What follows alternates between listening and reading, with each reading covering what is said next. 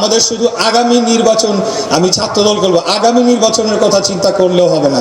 তার পরবর্তী 5 বছর পরে আবার কিন্তু আমাদেরকে জনগণের কাছে যেতে হবে, তারপরে আবার জনগণের কাছে যেতে হবে, বারবার আমাদেরকে জনগণের কাছে যেতে হবে, তাদের ভোট ভিক্ষা করে তাদের মন জয় করে নিয়ে রাষ্ট্র ক্ষমতায় আসতে হবে। এর অন্য কোনো বিকল্প নাই। বাংলাদেশে আর কোনোদিনও স্বৈরাচারী কায়দায় ক্ষমতা দখল আমরা হতে দেব না ইনশাআল্লাহ।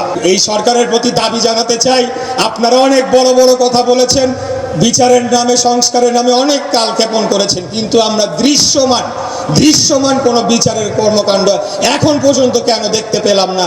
এই যে আমাদের এখানে শহীদ পরিবারের গার্জিয়ানরা বলে গিয়েছেন যে এখানে তো সকল ভিডিও ফুটেজ রয়েছে। এখন তো আর 71 সালের মতো না যে তথ্য প্রমাণ নাই, ছবি নাই, ভিডিও ফুটেজ নাই, সকল কিছু ভিডিও ফুটেজ রয়েছে, সকল তথ্য প্রমাণ রয়েছে। এতদিন কেন লাগলো? একটা মাত্র ট্রাইব্যুনাল কেন গঠন করা হয়েছে?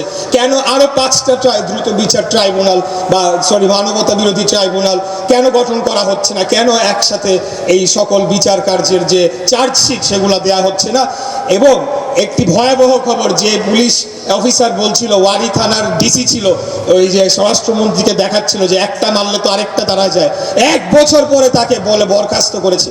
বরখাস্ত মানে তাকে তো জেলের ভিতরে রাখার কথা ছিল, কেন সে বাইরে হয়েছিল এত বছর? সেই জবাব আমরা এই বর্তমান সরকারের কাছে চাই।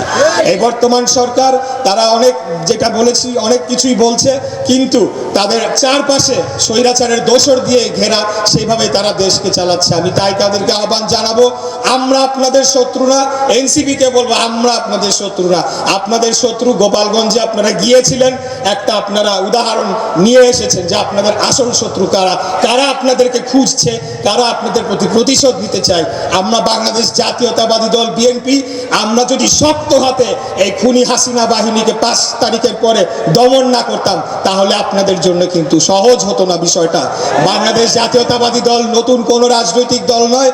শহীদ রাষ্ট্রপতি জিয়াউর রহমান, যিনি বাংলাদেশের স্বাধীনতার ঘোষণা দিয়েছিলেন, যখন সকল রাজনৈতিক নেতৃবৃন্দ পালিয়ে গিয়েছিল 25শে মার্চ কাল রাতে, তখন তিনি বুকে সাহস দিয়ে 36 বছর বয়সের একজন মেজর, আমার বয়স 38, আমার থেকেও 2 বছর বয়স কম ছিল, উনি নিজ উদ্যোগে তিনি বাংলাদেশের স্বাধীনতার ঘোষণা দেন। এবং যখন একজন মিলিটারি পার্সনের ঘোষণা সারা বাংলাদেশে ছড়িয়ে পড়ে, মানুষের বুকে সাহস সঞ্চার হয়, তারা তখন সেই যুদ্ধে যোগদান করে। অতএব এই বিএনপিকে এত হালকা বা দুর্বল ভাবলে চলবে না। আপনারা ঘুরতেছেন, জেলা শহরে ঘুরেন, সমস্যা নাই, কিন্তু ঘুরে আপনাদের ফিলোসফি নাই, আপনাদের রাজনৈতিক কোনো দর্শন নাই, রাজনৈতিক কোনো কর্মসূচি নাই, রাজনৈতিক কোনো এজেন্ডা নাই। আপনাদের এজেন্ডা একটাই, বিএনপির বদনাম করো, বিএনপি চাঁদাবাজ, বিএনপি চাঁদাবাজ। সারা দেশ এই ভাঙা রেকর্ড বাজাচ্ছেন। আমি মনে করি এই কর্মকাণ্ডের মধ্যে দিয়ে আপনাদেরকে বাংলাদেশের জনগণ ঘৃণা ভরে প্রত্যাখ্যান করেছে। আপনারা এই গণ অভ্যুত্থান, এই আন্দোলনের সোল এজেন্সি আপনাদেরকে দেয়া হয় নাই।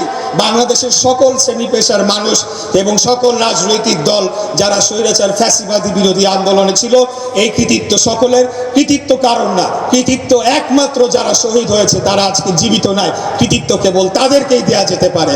আর অন্য যারা এটার জন্য কৃতিত্ব দাবি করে ব্যবসা করার চেষ্টা করবে, তাদেরকে বলবো, 71-এর চেতনাবাজদের দেখেছেন না কি অবস্থা হয়েছে? একই পরিণতি আপনাদের হবে। অতএব আপনারা একটা সহ অবস্থানের রাজনীতিতে আসেন, আমরা পাশাপাশি সহ অবস্থান করতে চাই। সকলেই বাংলাদেশের আমরা নাগরিক, যে যার মত প্রকাশ করব, আরেকজনকে আমরা আক্রমণ না করে আমরা সেই কাজটি করব।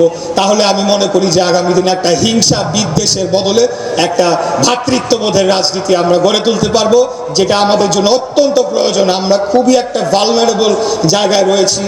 আমরা যদি জিওগ্রাফিক্যালি বা ভৌগোলিক অবস্থানগত হিসাবে দেখি, আমাদের কিন্তু অত্যন্ত একটা স্পর্শকাতর অবস্থানের মধ্যে দিয়ে আমরা যাচ্ছি। আমাদের বাংলাদেশের যদি ভৌগোলিক অখণ্ডতাকে ধরে রাখতে হয়, স্বাধীনতা সার্বভৌমত্বকে ধরে রাখতে হয়, তাহলে আমাদের ঐক্যবদ্ধ হওয়া ছাড়া অন্য কোনো বিকল্প নাই।